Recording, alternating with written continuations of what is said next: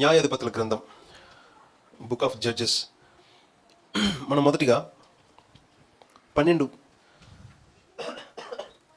వచనాన్ని చదువుతున్నాం. తర్వాత మొదటి 8 వచనాలు చదువుకుంటాం. మిద్యానీయులను, అమాలేకీయులను, తూర్పువారును లెక్కకు మిడతల వలె ఆ మైదానంలో పరుండియుండిరి.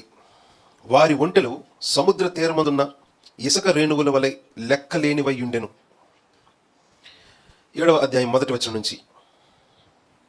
అప్పుడు యెరుబ్బయలు అనగా గిద్యోనును అతనితోనున్న జనులందరూ వేకువను లేచి హరోదు బావి యొద్ద దిగగా లోయలోని మోరే కొండకు ఉత్తరముగా మిద్యానీయుల దండుపాలెము వారికి కనబడెను.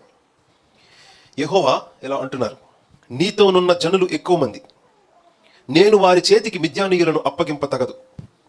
ఇశ్రాయేలీలు ఇలా అనుకుంటొచ్చు, నా బాహుబలము నాకు రక్షణ కలుగ చేసినదనుకొని నా మీద అతిశయించుదురేమో. కాబట్టి నీవు ఎవడు భయపడి వణుకుచున్నాడో వాడు త్వరపడి గిలాదు కొండ విడిచి తిరిగి వెళ్ళవలనని జనులు వినున్నట్లుగా ప్రకటించుమని గిద్యోనుతో సెలవిచ్చెను. అప్పుడు జనులలో నుండి 22,000 మంది తిరిగి వెళ్ళిపోయిరి. 10,000 మంది మాత్రం నిలిచి ఉండగా యెహోవా ఇలా అన్నారు, ఈ జనులు ఇంకా ఎక్కువ మంది. నీళ్ల యొద్దకు వారిని దిగజేయము, అక్కడ నీ కొరకు వారిని శోధించదను. ఇతడు నీతో కూడా పోవాలనని నేను ఎవని గూర్చి చెప్పుదనో వాడు నీతో పోవాలను, ఇతడు నీతో పోకూడదని ఎవని గూర్చి చెప్తానో నీతో వాడు పోకూడదని గిద్యోనితో సెలవిచ్చాను. అతడు నీళ్ల యొద్దకు ఆ జనమును దిగజేసినప్పుడు యెహోవా ఎలా అంటున్నారు, కుక్క గతుకున్నట్లు తన నాలుకతో నీళ్లను గతికిన ప్రతివానిని ఒకవైపు, త్రాగుటకు మోకాళ్ళుని కృంగిన ప్రతివానిని వేరువేరుగా ఉంచుమని గిద్యోనితో సెలవిచ్చాను. చేతితో నోటికందించుకొని గతికిన వారి లెక్క 300 మంది. మిగిలిన జనులందరూ నీళ్లు త్రాగుటకు మోకాళ్ళూని కృంగిరి. అప్పుడు యెహోవా, గతికిన 300 మనుష్యుల ద్వారా మిమ్మును రక్షించదను, మిద్యానీయులను నీ చేతికి అప్పగించదను. జనులందరూ తమ తమ చోట్లకు వెళ్ళవచ్చునని గిద్యోనితో సెలవిచ్చెను. ప్రజల ఆహారమును బోరలను పట్టుకొనగా అతడు ప్రజలందరినీ తమ గుడారములకు వెళ్ళనంపిన గాని ఆ 300 మందిని నిలుపుకొనెను. మిద్యానీయుల దండులోయలో అతనికి దిగువగా నుండెను. ఆమేన్. చిన్న ప్రార్థన. పరిశుద్ధ దేవా, మా తండ్రి, మా ప్రభు పేరిట వేడుకుంటున్నాము, మీ ఆత్మ సహాయం అనుగ్రహించండి. ఈ వాక్యం, ఈ సత్యం కొన్ని వేల సంవత్సరాల క్రితమదైనప్పటికీ ఈ రోజుకు కూడా ఈ నూతన సంవత్సరంలో 2023వ సంవత్సరంలో మా ముందు ఒక పెద్ద యుద్ధం ఉంది. అందుకు నీవు కోరుకునే సైనికులు ఎలాంటి వారో, ఎవరిని మీరు పక్కన పెట్టారో, ఈ నియమాలు, ఈ ప్రిన్సిపల్స్, అందులో నుంచి పాఠాలు మా అందరికీ అర్థమైనట్లు, గ్రహించినట్లు ఈ పాఠాలు మేము ఈ సంవత్సరం అంతా మా ముందున్న ఈ గొప్ప యుద్ధంలో విజయం ఎలాగా నీ బిడ్డలకు నీకు ఉంది, కానీ నీ కొరకు నీ సైన్యముగా మీరు మమ్మల్ని పక్కన పెట్టకూడదు, తోలివేయకూడదు. మేము నీ మహిమ కొరకు నీ సైన్యంగా మీ ఆర్మీలో నిల్చోవాలి. మీరు మమ్మల్ని పంపివేయకూడదు, ఇగ్నోర్ చేయకూడదు, పక్కన పెట్టకూడదు అనే ఒక ఆశ ఈ స్థలంలో ఉన్న మా అందరికీ అనుగ్రహించండి. అది మినిస్ట్రీ అయినా, స్టడీస్ అయినా, జాబ్స్ అయినా, జాబ్ సెర్చింగ్ అయినా, బిజినెస్ అయినా, మా ఫ్యామిలీ లైఫ్స్ అయినా, మా స్పిరిచువల్ లైఫ్స్ అయినా, మేము మీ సైన్యం, మీ చేత తోలివేయబడిన వారిగా మేము ఉండకుండా నీ గొప్ప మహిమలో, నీ గొప్ప విజయంలో మేము కూడా ఉండాలి, మీ చేత వాడబడాలి. అందుకు తగిన ఆ క్వాలిఫికేషన్స్, ఆ క్యారెక్టరిస్టిక్స్ మాలో ఉండినట్లు ఈ వాక్యాన్ని మాలో ఫలింపజేయమని ప్రార్థన ఆలకించగలిగే ఒకే ఒక్క నామమైన యేసు ప్రభు పేరట అడిగి పొంది ఉండి మిమ్మల్ని స్తుతిస్తూ ప్రారంభిస్తున్నాము తండ్రి. ఆమేన్. మనం చూస్తున్న ఈ వాక్య భాగంలో, సాధారణంగా ఈ వాక్య భాగం నా జీవితకాలంలో ఎవ్వరూ చెప్పడం నేను వినలేదు. ఎంతోమంది సేవకులు వాక్యం నేను ఎప్పుడు వింటూ ఉంటాను. కానీ ఈ 7వ అధ్యాయం, న్యాయాధిపతుల గ్రంథం 7వ అధ్యాయం, ఈ మొదటి 8 వచనాలు నేను మొదటిసారి బైబిల్ చదివినప్పుడు, అంటే ఈ వాక్య భాగాన్ని చదివినప్పుడు, ఇందులో నుంచి పాఠాలు ఏంటో చాలా అద్భుతంగా ఉంది. అక్కడ ఉన్న యుద్ధం ఎలాంటిదో చూసారా మీరు? మనం ముందుగా చదివిన వచనం ఏది? 13వ వచనం, 12. ఆ 12వ వచనంలో అసలు వీళ్ళు ఎవరితో యుద్ధం చేయబోతున్నారో చూసారా? మిద్యానీయులు, వాళ్ళ సంఖ్య ఎలా ఉందో చూసారా? మిడతల్లాగా ఉన్నారంట ఆ లోయంతా. వాళ్ళ ఒంటెలు, నెంబర్ ఆఫ్ వాళ్ళ క్యామిల్స్ ఎన్ని ఉన్నాయో ఆ వాక్యం చూసారా? 12వ వచనం, సెకండ్ లైన్, సెకండ్ హాఫ్. సముద్రం పక్కన ఇసుక రేణువులు ఎంత విస్తారంగా ఉంటాయో వాళ్ళ ఒంటెలు అలా ఉన్నాయంట. ఒంటెలే ఎవ్వరూ లెక్కించలేనన్ని సముద్రం పక్కన ఇసుక రేణువులు ఎలా ఉంటాయో వాళ్ళ ఒంటెలు అన్ని ఉన్నాయంటే ఆ వచ్చిన సైన్యం ఎంత పెద్దది ఉంటుందో చూడండి. అంత పెద్ద సైన్యంతో ఇజ్రాయెల్కి యుద్ధం. ఈ ఇజ్రాయెల్కి యుద్ధంలో ఇటువైపు ఉన్న సైన్యం ఇజ్రాయేలీలు ఎంతమంది తెలుసా? 32,000 మంది. ఈ 32,000 మందితో మనం చదివిన వాక్య భాగంలో యుద్ధానికి వెళ్తుంటే చూడండి, ప్రభు ఆ నాయకుడితో ఎలా మాట్లాడుతున్నారు. నాయకుడి పేరేం పేరు? గిద్యోను. ఆయనతో ప్రభు చెప్పిన మాట 2వ వచనం, యెహోవా అంటున్నారు, నీతో ఉన్న జనులు ఎక్కువ మంది. ఎక్కువ అక్కడ ఉన్న వాళ్ళతో పోలిస్తే 32,000 మంది ఎక్కువ ఏంటి అసలు? దేవుని పద్ధతి మీరు గుర్తించాలి. ఈ కొత్త సంవత్సరం మీ ముందు ఒక పెద్ద యుద్ధం అని మీరు గుర్తించాలి. యుద్ధం ఏ విషయంలో? ఆ యుద్ధ రంగం అంటే ఆ బ్యాటిల్ ఫీల్డ్ ఏది అంటే మీ స్పిరిచువల్ లైఫ్ ఫస్ట్గా అప్లై చేసుకోవాలి ఈ ట్రూత్ని. మీ ఫ్యామిలీ లైఫ్, మీ మెంటల్ లైఫ్, మీ సోషల్ లైఫ్, మీ జాబ్ లేక మీ జాబ్ సెర్చింగ్ లేక మీ స్టడీస్, దేనికోసం ఆశించి దేన్ని కావాలని ఎక్స్పెక్ట్ చేస్తూ ఈ సంవత్సరంలో మీరు అడుగు పెట్టారో దేన్నైనా ఒక యుద్ధంగా మీరు తీసుకోవాలి. అదొక యుద్ధం. దాంట్లో సక్సెస్ ఆల్రెడీ మీరు దేవుని వైపు ఉంటే ఆల్రెడీ మీకు ఆ విజయం ఉంది. ఆ విజయానికి దేవుడు మిమ్మల్ని వాడుకుంటారా లేదా, దేని బట్టి దేవుడు మనుషులను కొంతమందిని పక్కన పెట్టారు అనే విషయాలు మీరు ఇప్పుడు చూడండి. ఏ విషయాలు దేవునికి నచ్చక ఈ విషయాలు బట్టి దేవుడు పక్కన పెట్టారో అవి ఈ సంవత్సరంలో కేవలం 3 ప్రాముఖ్యమైన విషయాలు. ఈ సంవత్సరంలో యూ మస్ట్ ఎక్సర్సైజ్. ఈ 3 విషయాల్ని మీరు ఎక్సర్సైజ్ చేయాలి. క్రిస్టియన్ మెసేజ్ ఎలా ఉంటుందో తెలుసా? ఎప్పుడు దేని గురించి చెప్తామో దాని విషయంలోనే మనం ఫెయిల్ అయిపోతాం. ఒక పెద్ద ఆయన అన్నాడు, నేను అనలేదు ఈ మాట, నేను సేవకుల దగ్గర విన్నా, క్రైస్తవులు ఎక్కువ దేని గురించి మాట్లాడతారో అందులోనే వాళ్ళు అట్టర్లీ ఫెయిల్ అయిపోతారు. ఎవరు ప్రపంచంలో మాట్లాడరు, ఏ మతం మాట్లాడరు. ఎక్కువగా క్రైస్తవులు ఏ మతం మాట్లాడని ఒక కాన్సెప్ట్ క్రైస్తవుల దగ్గర ఉంటుంది. ఏంటిది? క్రైస్తవులు ఎక్కువగా మాట్లాడే మాట క్రైస్తవ మెసేజ్లో ఉండేది. ప్రపంచంలో 2 మతాలు ఉన్నాయే, వాళ్ళ దగ్గర ఎప్పుడు కనిపించిన వర్డ్ అది. ఆ మాట ఇప్పుడు ఎవరి దగ్గర కనిపించదు. ఈ ఒక్క మాట ఓన్లీ క్రిస్టియన్స్ దగ్గర కనిపిస్తుంది, వాళ్ళ దగ్గర లేనిదే అది అని ఎవరెవరో అన్నారు ఈ మాట. ఏంటి మాట? ఏమైనా గెస్ చేయగలరా?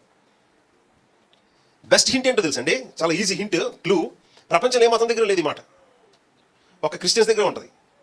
వాళ్ళు ఎక్కువ మాట్లాడతారు, బట్ వాళ్ళే విషయంలో అట్టర్లీ ఫెయిల్యూర్. హోలీనెస్, మొదటిగా పరిశుద్ధత. ఇలా చాలా చెప్పారండి, చాలా కామెంట్స్ ఉన్నాయి క్రిస్టియన్స్ మీద. ఈ మాటలు చెప్పింది కూడా పెద్ద క్రైస్తవ సేవకులే. సో ఇప్పుడు మనం చెప్పుకుంటున్నాం, ఈ సంవత్సరంకి బిగినింగ్లో ఉన్నాం. సెలవులకి ఇంటికి వెళ్ళి వచ్చిన తర్వాత మళ్ళీ మీ పోరాటం మీదే, మీ ఫైట్ మీదే. ఫైట్ ఏంటి? బ్యాటిల్. ఫైట్ అంటే ఒకరిద్దరు ముగ్గురితో చేసేది. బ్యాటిల్ అంటే అటు చాలా ఎక్కువ మంది ఉంటారు, ఇటు చాలా ఎక్కువ మంది ఉంటారు. సో ఇంత గొప్ప బ్యాటిల్ ఉంది, మీరు మరలా వచ్చి ఇందులో దిగాలి, కాలు పెట్టాలి. సో ప్రభు మీ వైపు ఉంటే ప్రభు ఎవరిని కోరుకుంటాడు, ఎవరిని పంపించేస్తాడు, పక్కన పెడతాడు అనేది మనం చూద్దాం. అసలు మీరు ఎంతకీ ప్రభు వైపు ఉన్నారో లేదో తెలుసుకోవడానికి మరొక మాట చెప్పి మనం వాక్య భాగంలోకి వెళ్తాం. చాలా కాలం క్రితం అమెరికా నుంచి ఒక ప్రొఫెసర్ వచ్చారు. ఆయన డ్యూటీ నాకు అప్పగించారు. ఆయన ఎయిర్పోర్ట్లో రిసీవ్ చేసుకుని హోటల్లో పెట్టడం. ఆయన ఎయిర్పోర్ట్లో రిసీవ్ చేసుకుని హోటల్లో తీసుకున్నారు. కార్లో ఉన్నాం. నేను పరిచయం చేసి మాట్లాడుకుంటుంటే ఆయన పాకెట్లో నుంచి ఒక న్యూస్ పేపర్ కటింగ్ తీసి నా చేతిలో పెట్టాడు. చూడనన్నారు. నేను చూసా, విషయం అర్థమైంది. చాలా వండర్గా ఫీల్ అయ్యా. అది జరిగిన 1 సంవత్సరానికి మా ఊర్లో సేమ్ అదే జరిగింది. అంతకుముందు మా ఊర్లో జరిగింది చెప్పాను ఇక్కడికి వచ్చినప్పుడు. అప్పుడు అక్కడ ఉండేది ఈ పుల్పిట్, ఈ పోడియం. ఇప్పుడు ఆ ప్రొఫెసర్, అమెరికన్ ప్రొఫెసర్ ఇచ్చిన ఆ పేపర్ కటింగ్లో ఏముందో చెప్తాను. అది ఒక పెద్ద పొలం. అమెరికాలో పొలాలు ఎలా ఉంటాయి తెలుసు కదా, సముద్రంలాగా. ఈ చివరి నుంచి చూస్తే చివరి ఎండ కనిపించదు, ఇంకా అలా ఎంత చూసినా పొలాలు ఉంటాయి. అలాంటి ఒక ఫీల్డ్, కార్న్ ఫీల్డ్, అదంతా ఏదో గొడవలు వచ్చి ఎవరో కాల్చేశారు. కాలిపోయింది పంట కరెక్ట్గా చేతికి వచ్చే టైంకి.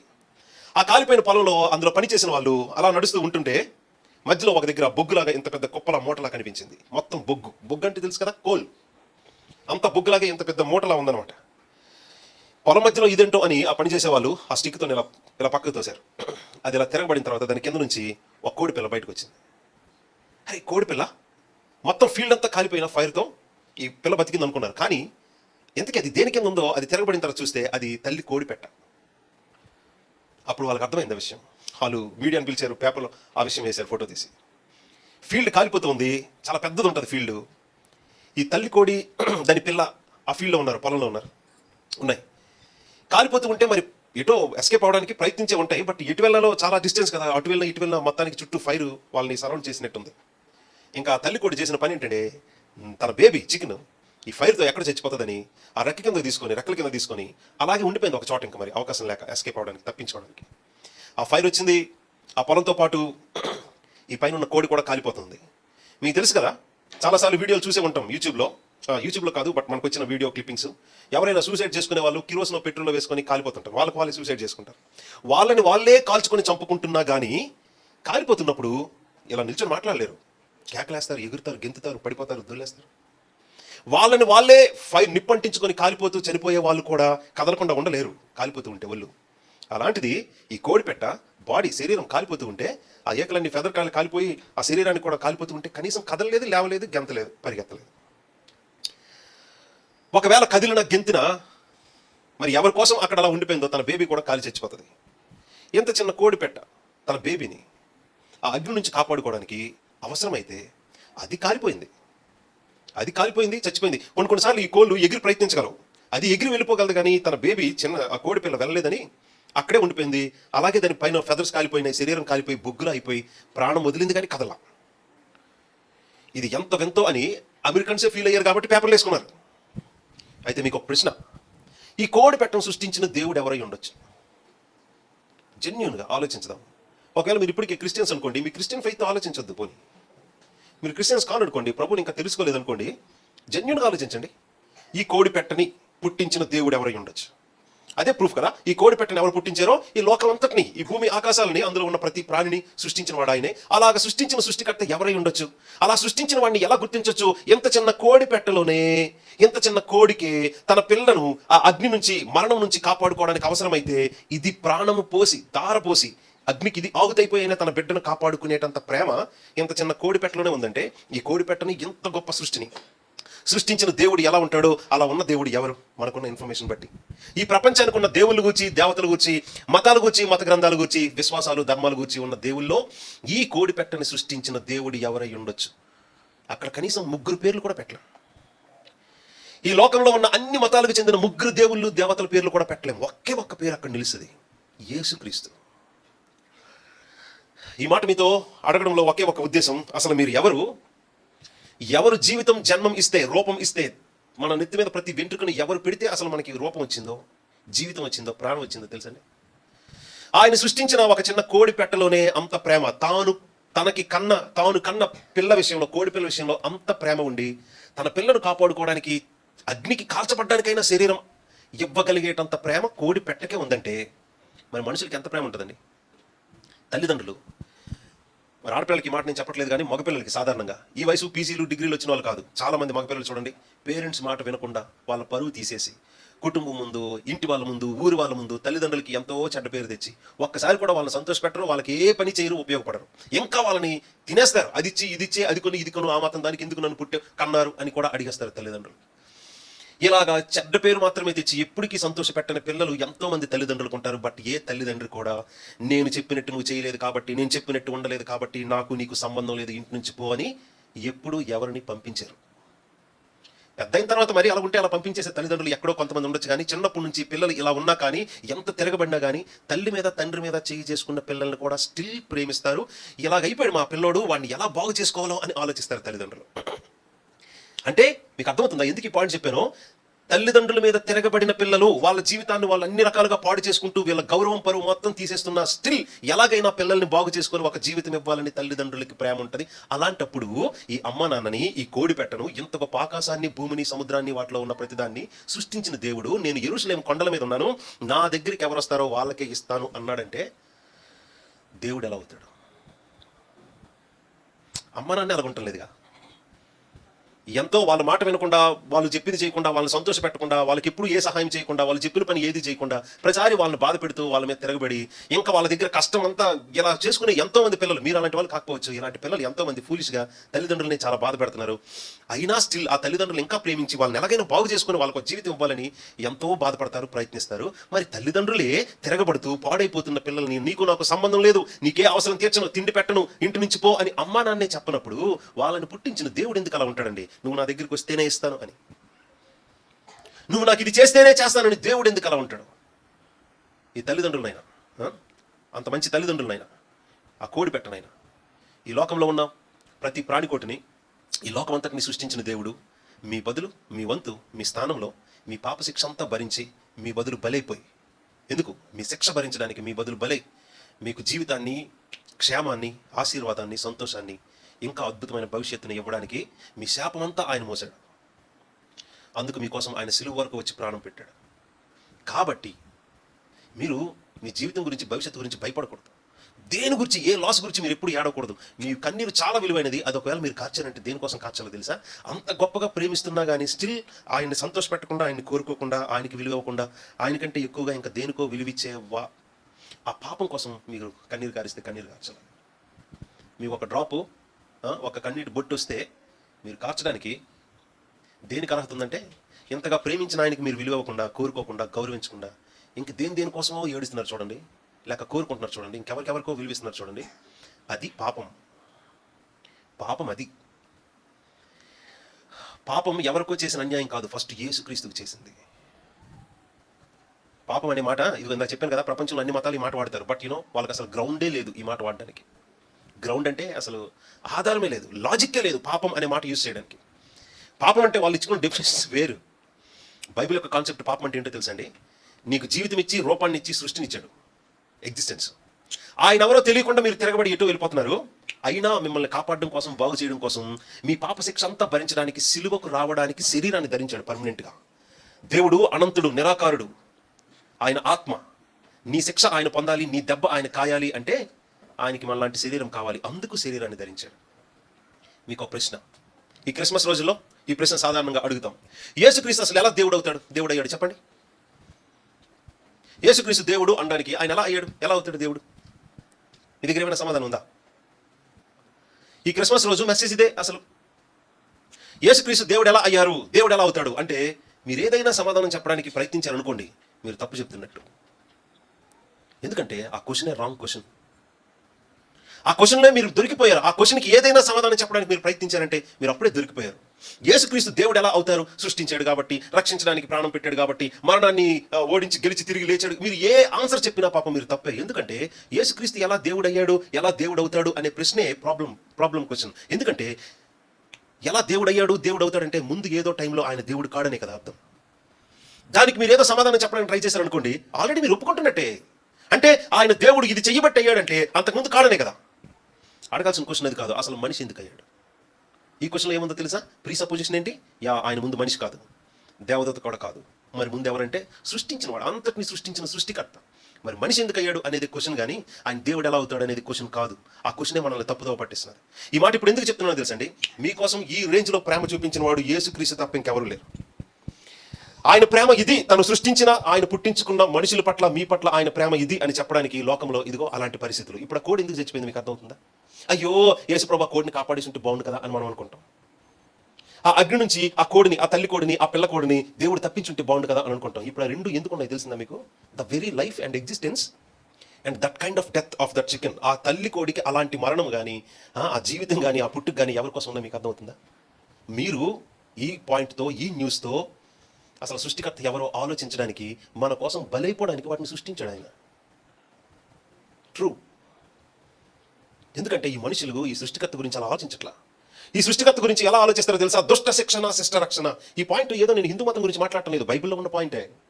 ఆ దేవుడు, ఈ దేవుడు కూడా దుష్ట శిక్షణ, శిష్ట రక్షణ అంటే దుర్నీతిని ద్వేషించి నీతిని ప్రేమించేవాడు అనే మాట మీకు తెలుసు కదా? ఎన్ని దగ్గర ఉందా బైబిల్లో?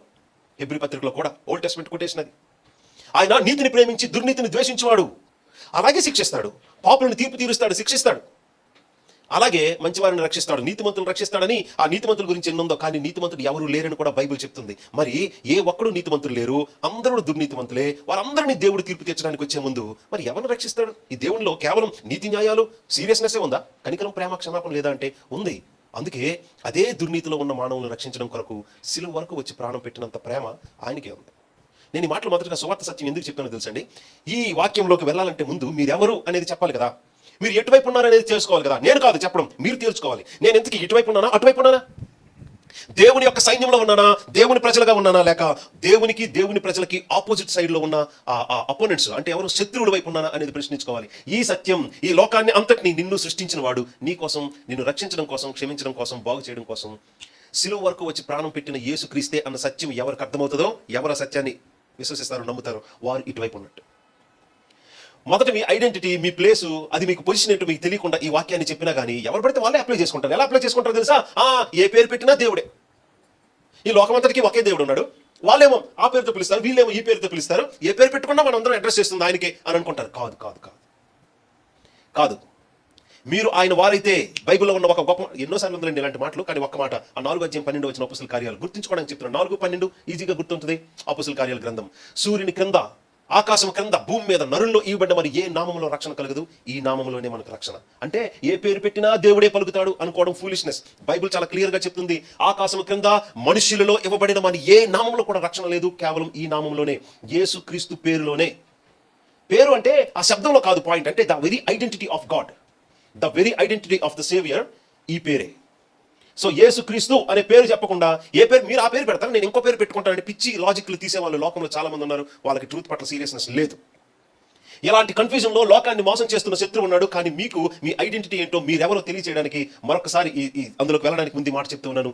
మీరు యేసుక్రీస్తునందు ఆయన మరణంలో ఆయన రక్తంలో మీరు ఐడెంటిఫై చేయబడ్డారా అంటే మిమ్మల్ని మీరు చూసుకున్నారా? అలా అయితేనే మీరు దేవుని యొక్క పార్టీ. అంటే అర్థమేంటో తెలుసండి, చాలా ప్రాముఖ్యమైన సత్యం. ఇది ఒక శ్రద్ధగా ఆలకించండి. ఎందుకు అంత సులభంగా అర్థమయ్యే విషయం కాదు. బైబిల్లో కూడా అంత క్లియర్గా మనిషి జ్ఞానంతో చదివితే అర్థం కాని ఒక సత్యం. అదేంటంటే యేసుక్రీస్తుని మీరు నమ్మారు అంటే అర్థం ఏంటంటే ఆయన ముందుగా మిమ్మల్ని కోరుకున్నాడని అర్థం. ఎవరెవరినైతే భూమికి పునాదులు వేయడానికి ముందే ఎవరెవరినైతే ఈ దేవుడు తన కుమారునిలో ఉండాలని కోరుకున్నారో, నిర్ణయించుకున్నారో, ఎలక్ట్ చేసుకున్నారో, ఎలక్షన్, డాక్టర్ ఆఫ్ ఎలక్షన్ చాలా మందికి నచ్చదు. ఎందుకంటే బైబిల్లో మీకు ఎలా కనిపిస్తుందో కానీ మాకు కనిపించట్లేదని తిట్టేవాళ్ళు చాలా మంది ఉన్నారు. అర్థం చేసుకోండి దయచేసి ఈ మాట. దేవుడు జగత్ పునాదులు వేయడానికి మునిపే అంటే even before the foundations of the creation ఆయన ఎవరెవరు రక్షణ పొందాలి, తన కుమారునితో ఉండాలో ముందుగానే నిర్ణయించుకున్నాడు, కోరుకున్నాడు తన కోసం. ఎవరెవరిని కోరుకున్నాడో మనకు ఎలా తెలుస్తుందంటే జీవితంలో ఒక టైం వచ్చేసరికి యేసు ప్రభు ఎవరో మీకు అర్థమై మీరు ఆయన నమ్ముతారు. మీరు నమ్మారంటే అర్థం ఏంటంటే ఆయన ముందుగా నిన్ను చూస్ చేసుకున్నాడని అర్థం. మిగతా వాళ్ళని ఆయన చూస్ చేసుకోలేదు. అందరం అదే రకమైన పాపులమే, అందరం నరకానికి వెళ్తున్న వాళ్ళమే. కానీ అందులో అనేక మందిని తన కుమారునితో ఆయన రాజ్యంలో ఉండినట్లు దేవుడు సృష్టి ఆరంభానికి ముందే నిర్ణయించుకున్నాడు. ఆ ప్రోగ్రాంలో మీరున్నారు అనడానికి ప్రూఫ్ ఏంటంటే మీ దగ్గర ఈ ఫెయిత్ ఉంటుంది. ఇలాంటి విశ్వాసం చాలా మంది ప్రొఫెస్ చేస్తారు. I have that faith. చాలా మంది they can claim that they are Christians, but వాళ్ళ ఫెయిత్ నిజంగా జెన్యూన్ ఫెయిత్ కాదా అనడానికి ఒకే ఒక్క proof, repentance. Fruit of repentance, పశ్చాత్తాపం. మనం పాపం చేసాం, నిజంగానే నేను పాపని అనే అండర్స్టాండింగ్తో మన మీద మనకు అసహ్యం కలిగి దేవుడు అంటే భయమో, నేను ఈ పాపం చేశాను కాబట్టి దేవుడు నన్ను కొట్టడం న్యాయమే అనే భయం దేవుని పట్ల ఉండాలి. అట్ ద సేమ్ టైం ఆయన నన్ను క్షమిస్తాడు అనే కాన్ఫిడెన్స్ ఉండాలి, హోప్ ఉండాలి. ఈ faith, fear, hope, at the same time feeling of shame because of our sin, ఇవన్నీ చూడాలంటే, ఇవన్నీ ఉండాలంటే రికగ్నైజింగ్ అవర్ ఓన్ సిన్, మన పాపం ఏంటో మనకు తెలియాలి. పాపం చాలా మంది సాధారణంగా చెప్పుకునేది నేను ఆ రోజు అలా చేశాను, నా జీవితంలో అప్పుడు అలా చేశాను, వాటి బట్టే కావాలి పాపం అంటున్నాడు దేవుడు. కాదు. అవన్నీ ఫ్రూట్ ఆఫ్ సిన్. అలాంటి ఫలాలు మీ జీవితంలో రావడానికి కారణమైన రూట్, వేర్లు లాంటి రీజన్ చెప్పాలి. మీరు దేవునికి ఒప్పుకోవాలి, దేవుని దగ్గర ఒప్పుకోవాలి. నేను నా జీవితంలో అలాంటి పాపాలు చేశాను, కారణం నేను పాపిని. పాపంలో ఉన్న మొదటి కాన్సెప్ట్ నా రియల్ ట్రూ సృష్టికర్తకి ఎగ్నిస్ట్గా నేను ఇవన్నీ చేశాను. అసలు ఈ కాన్సెప్ట్ అంతా మీకు ఎందుకు ఇప్పుడు తీసుకొచ్చిందో తెలుసండి? ఈ కాన్సెప్ట్, ఈ థియాలజీ, ఈ డాక్టర్ని ఎందుకు చెప్పాల్సి వచ్చిందో తెలుసండి? పాపం అనే మాట ప్రపంచంలో చాలా మతాలు వారు వాడతారు, కానీ దాని అర్థం వాళ్ళకి తెలియదు. పాపం అనే మాట అసలు ఫస్ట్ ఏ దేవుడు వాడారో, ఏ మీనింగ్తో వాడారో ముందు ఆయన ఎవరో తెలియకుండా ఆయన వాడుతున్న మాట యొక్క అర్థం వాళ్ళు ఏం చెప్తారు చెప్పండి? అందుకే పాపం అంటే ఏముంది, ఆ నదిలో మునిగితే కడిగేసుకోవచ్చు అనుకుంటారు. పాపం అంటే ఏముంది, దానికి ఆపోజిట్గా పుణ్యం పెంచుకుంటే సరిపోతుంది అనుకుంటారు. పాపం ఏముంది, దానికి నేను ఒకసారి నా హెయిర్ అంతా తీసేసుకొని గుడిలో ఇచ్చేస్తే సరిపోద్ది అనుకుంటాను. పాపం ఏముంది, నేను పురుల దండాలు పెడితే సరిపోతుంది, టెంకాయలు ఇస్తే, ఏదేదో ప్రాక్టీసెస్ ప్రపంచంలో. నేను ముస్లిమ్స్ కంటున్నాను అనుకోవద్దు, నా వైఫ్ ముస్లిం, నా హాఫ్ ఫ్యామిలీ ముస్లిం కాబట్టి మాట చెప్తున్నాను. రక్తం చిందిస్తే, నా రక్తం బ్లేడ్లతో కోసుకొని చిందిస్తే సరిపోతుంది, ఆ నిప్పుల మీద నడిస్తే సరిపోతుంది. నేను హిందూనే, హిందూ ముస్లిం మ్యారేజ్ మాది. ఆ తర్వాత దేవుడు ఎవరో తెలిసింది నాకు పెళ్లి తర్వాత. ఈ మాట మీతో ఇప్పుడు చెప్పడానికి కారణం ఏంటంటే, ఎందుకు ఆ మతాల గురించి మాట్లాడుతున్నాం, ఈ మతాల గురించి మాట్లాడుతున్నాం అని ఎవరు అనుకోవడానికి వీల్లేదు. నేను ఎందుకంటే ఆ రెండింటితో వచ్చినా ఉండే బయటికి, నా ఫ్యామిలీ బ్యాక్గ్రౌండ్ ఆ రెండునే. సో ఈ పాపాన్ని ఎంత ఈజీగా కడిగేసుకోవచ్చు అనుకుంటున్నారంటే, అసలు పాపం ఏంటో మీకు తెలిస్తే కదా, ఎంత ఈ రకంగా ఆ రకంగా, ఆ పద్ధతిలో ఈ పద్ధతిలో దాన్ని కడిగేసుకోవచ్చు, క్లియర్ చేసుకోవచ్చు అనుకుంటున్నారు. నో, ఇది పాపం అని చెప్పిన వాడు ఎవరో తెలుసా? ఆయన ఎవరో తెలియదు, ఆయన ఏ మీనింగ్తో చెప్పాడో తెలియదు. అలాంటప్పుడు ఇది ఎలా కడిగేసుకుంటా, ఇది ఎలా క్లియర్ చేసుకుంటాను మీరు ఎలా నేసుకుంటారు? అసలు నిజమైన సృష్టికర్తకు వ్యతిరేకంగా ఆయన ఎవరో ఎరగక చేసాము కాబట్టి అన్ని పాపమే. ఆయన ఎవరో ఎరిగినప్పుడు అంతే, ఇది చెయ్యొచ్చా చేయకూడదా అనే సెన్స్ వస్తుంది. నిజంగా రక్షణ పొందిన వాళ్ళకి ఎలా ఉంటుంది తెలుసా? పుట్టిన దగ్గర నుంచి, చిన్నప్పటి నుంచి మనకి ఎన్నో రకాలైన అలవాట్లు ఉంటాయి. ఆ అలవాట్లు యేసు ప్రభు ఎవరో తెలిసిన తర్వాత కూడా చేయలేము ఈజీగా. అరే అలాంటి మార్పు, అలాంటి ఫీలింగ్ ఇదిగో ఎప్పుడు ఎవరికి కలగదు, ఇంపాసిబుల్. ఎవరికి కలుగుద్దంటే, యేసు ప్రభు నీ పాపాల కోసం మరణించాడు, నిన్ను ఆయనే క్షమించగలడు, ఆయన మరణాన్ని ఓడించి తిరిగి లేచాడు కాబట్టి మరణం మీద నీకు విజయం ఆయనే ఇవ్వగలడు, తర్వాత నిత్య జీవం ఇవ్వగలిగే ఒకే ఒక అవకాశం, లాజిక్ ఉన్న దేవుడు యేసు క్రీస్తు ప్రభు మాత్రమే. ఈ సత్యాలు ఎవరికి తెలుస్తాయో, అంతకుముందు చిన్నప్పటి నుంచి చేసిన ఆ పాపాలో, ఆ అలవాట్లో, సీక్రెట్ హ్యాబిట్స్ తర్వాత చేయలేం. చేసినా కానీ చాలా భయపడతారు, రెస్ట్లెస్ అయిపోతారు. ఏంటి మళ్ళీ ఇలాగే అసహ్యం కలుగుద్ది నీ మీద నీకే. ఎప్పుడు నీవు చేస్తున్న పనులకి నీకే ఎప్పుడు అసహ్యము భయం కలుగుద్దంటే ఆయన ఎవరో, నీ సృష్టికర్త, ఒరిజినల్ సృష్టికర్త ఎవరో తెలిస్తే తప్ప అది కలగదు. సో విశ్వాసం అందరూ క్లెయిమ్ చేయొచ్చు, నాకుందని, కానీ ఆ విశ్వాసం జెన్యూన్, నిజంగా రక్షణార్థమైనది, మీ ఫెయిత్ నిజంగా సాల్విఫిక్ ఫెయిత్ అయితే, రక్షించగలిగే విశ్వాసమే అసలైన ఫెయిత్ అయితే రిపెంటెన్స్ లేకుండా ఉండదు. ఆ రిపెంటెన్స్ ఎవరో ఘోరమైన పాపి కాదు, నీ దృష్టికి నువ్వే ఘోరమైన పాపివి. అయినా నన్ను ప్రభు ఎలా భరిస్తున్నాడు, నాలాంటి వాడిని కూడా క్షమించాడా, ఆయన ప్రేమ ఏంటి అనే దాంతో మీరు మరెక్కువగా పశ్చాత్తాపడి ఆయన్ని ప్రేమించడానికి, సంతోషపెట్టడానికి ప్రయత్నిస్తారు. సో ఇలాంటి మార్పు ఇప్పటికే ఇక్కడ ఉన్న వాళ్ళు ఆయన కలిగిస్తే చాలా సంతోషం. ఒకవేళ ఇంకా లేకపోతే మీరు చాలా పెద్ద ప్రమాదంలో ఉన్నారు. దయచేసి ప్రేయర్ చేసుకోండి. ప్లీజ్ ప్రభా, I'm so sorry, please for give me, I really I'm sinner, I sinned against you, I sinned against you alone. నీకే నేను వ్యతిరేకంగా పాపం చేశాను, ఐఎమ్ సో సారీ. నేను ఎవరి గౌరవాన్ని భంగం చేశాను, మొదటగా నా పేరెంట్స్ కాదు, నా ఓన్ సెల్ఫ్ రెస్పెక్ట్ కాదు, నేను మొదటగా ఎవరి యొక్క రెస్పెక్ట్ను పాడు చేశానంటే నీ గౌరవాన్ని అని. పాపం అంటే ముఖ్యంగా సెన్స్ వచ్చేది యేసు ప్రభు ఎవరో తెలియకుండా పాపం అంటే ఏంటో ఆ సెన్స్ కలగదు. పాపం యొక్క రియల్ సెన్స్, ఆ సెన్సిటివిటీ ఎవరికి వస్తుంది, ఇది పాపం, జాగ్రత్త ఉండాలి, లేకపోతే నాకు ఏదో తగులుతుంది ప్రమాదం, లేక అసహ్యం, లేకపోతే నా ఏదో దేవుని యొక్క భయం, ఇది కలగాలంటే ఖచ్చితంగా యేసు ప్రభు ఎవరో తెలియాలి. యేసు ప్రభు ఎవరో తెలియకుండా పాపం, చాలా మంది క్లెయిమ్ లోకంలో ఏంటో తెలుసా, యేసు ప్రభు తెలిస్తే ఏంటి, తెలియపోతే ఏంటి, ఆయన అలాగే చిన్న దేవుడే కదా, ఆయన్ని పంపించిన తండ్రి ఆయన మాకు తెలుసని క్లెయిమ్ చేస్తారు. కానీ బైబిల్ చెప్తున్న మాట మాత్రం మర్చిపోవద్దు, యేసు ఎవరో తెలియకుండా ఆయన్ని పంపిన తండ్రి తెలుసు అని చెప్పడం సెల్ఫ్ డిసెప్షన్. ఆయన చెప్పారు, చాలాసార్లు చెప్పారు, ఇప్పుడు ఆ కాన్సెప్ట్లోకి వెళ్ళలేము. యేసు క్రీస్తు ఎవరో తెలియకుండా ఆయన్ని పంపిన దేవుడు మాకు తెలుసు, ఆయనతో మాకు డైరెక్ట్గా సంబంధం ఉంది, ఇంత ఉంటేంటి లేకపోతే ఏంటి అని చెప్పుకునే వాళ్ళు చాలా పెద్ద మోసంలో ఉన్నారు. ఆయన చెప్పాడు, నేనెవరో తెలియనప్పుడు నన్ను పంపిన వాడు ఎవరో తెలియడం ఇంపాసిబుల్. నన్ను పంపిన వాడు ఎవరో, ఎలా ఉంటుంది, దేవుడు ఎలా ఉంటాడో లోకానికి తెలియదు, ఆయన్ని చూపించడానికే దేవుడు తన కుమారుని పంపాడు. అంటే యేసు క్రీస్తుని చూసి దేవుని తెలుసుకోవాలనేది రక్షణకి అతి ప్రాముఖ్యమైన సత్యం. అయితే పాపం మోసం ఉన్నారు జనాలు. బట్ ఇప్పుడు మాట్లాడి మీతో చెప్పడానికి కారణం, ఇక్కడ ఉన్న పాఠంలోకి వెళ్ళాలంటే ముందు మీరు ఏ పార్టీలో ఉన్నారు, ఈ పార్టీలో ఉన్నారా, ఆపోజిట్ పార్టీలో ఉన్నారా అనేది ముందు మీరు తేల్చుకోవాలంటే ఇది ఒకటే టెస్ట్. మీరు పశ్చాత్తాపడ్డారా ఇంతవరకు మీ పాపాల విషయమై? ఆ పశ్చాత్తాపం, భయం, మీ మీద మీకు అసహ్యం, దేవుడు అయినా నన్ను క్షమిస్తాడు, నన్ను ఆశీర్వదిస్తాడు, ఎందుకంటే నేను ఇలాంటి వాడిని, ఇలాంటి దాన్ని తెలిసినా కానీ నా కోసం ప్రాణం పెట్టడానికి సిలువ వరకు వచ్చాడంటే నన్ను మార్చి మరీ నన్ను ఆశీర్వదిస్తాడు, ఎందుకంటే ఆయన నన్ను ప్రేమిస్తున్నాడు అనే సత్యం ఇప్పటికే మీకు తెలిస్తే చాలా సంతోషం. ఇప్పుడు మీరు ఇక్కడ ఉన్నట్టు, లేకపోతే ఆ 12వ వచనం వైపు ఉన్నట్టు. సో మీరు ప్రమాదంలో ఉండకుండా ఈ జీవం, విజయం, గౌరవం, ఘనత, ఆశీర్వాదం పొందే వ్యక్తులు అవ్వాలంటే ఇదిగో మీరు ఈ దేవుడైన యెహోవా పార్టీకి రావాలి, ప్రభు అయిన యేసుక్రీస్తు వైపు రావాలి. ఆయన వైపు వస్తే ఆయన ఏం చేస్తారో తెలుసండి. ఇప్పుడు మనం వాక్యంలోకి వెళ్తున్నాం. 2వ వచనం చదువుతున్నా. యెహోవా అంటున్నారు, నీతో ఉన్న జనులు ఎక్కువ మంది, నేను వారి చేతికి మిద్యానీయులను అప్పగింప తగదు. ఇశ్రాయేలీయులు అనుకోవచ్చు, నా బాహుబలము నాకు రక్షణ కలుగు చేసినని నా మీద అతిశయిస్తారేమో, కాబట్టి ఎంతమంది మిలిటరీ సైన్యం వెళ్ళకూడదు, ఈ 32,000 మందిలో ఫిల్టర్ చేస్తా అని దేవుడు అన్నారు. అంటే దేవుడు తన కొరకు, తన కార్యాల కొరకు ప్రజలను రక్షించడమే కావచ్చు. ఇశ్రాయేల్ అంటే దేవుని యొక్క ప్రజల్ని. ఇటు చూస్తున్నారు, ఒకసారి టైం అయిపోయింది కదా, కొద్ది వేగంగా ముగిస్తారు, శ్రద్ధగా చూడండి. అవసరమైన మాటలు మరి ఈ సంవత్సరం అంతటికి మీకు అవసరమైన ఎంతో ముఖ్యమైన మాటలు. దేవుని వైపు మీరున్నారు, సంతోషం, దేవునికి స్తోత్రం. అట్ ద సేమ్ టైం దేవుడు మీ కార్యాలు చేసుకోవాలి, ఆయన కార్యాలకు మిమ్మల్ని వాడుకోవాలంటే మొదటిగా ఆయన ఎవరిని తప్పిస్తున్నాడు అంటే, దేవుడు కార్యాలు చేసినా కానీ మా స్వశక్తితో, మా బలముతో, మా కష్టంతో మేము సంపాదించుకున్నాం, కానీ దేవుడు ఏం చేశాడు అనే మాట మీ దగ్గర ఇలాంటి మనసు ఉంటే దేవుడు విజయం ఇవ్వడంటలా, అద్భుతాలు చేయనంటం లేదు, అద్భుతాలు చేస్తాడు, కానీ మిమ్మల్ని పక్కన పెడతాడు.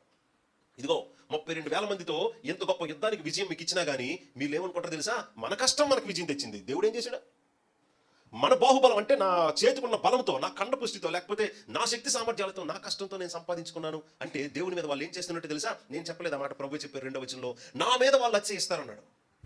అతిశయించడం అంటే ఇప్పుడు అందులోకి వెళ్ళాం, సమయం అంత లేదు మనం. సో దేవుని యొక్క కార్యాలని గుర్తించకుండా కేవలం మీ కష్టమే కనిపించింది అనుకోండి, ఖచ్చితంగా మీరు ఆ క్రెడిట్ని తీసుకుంటారు.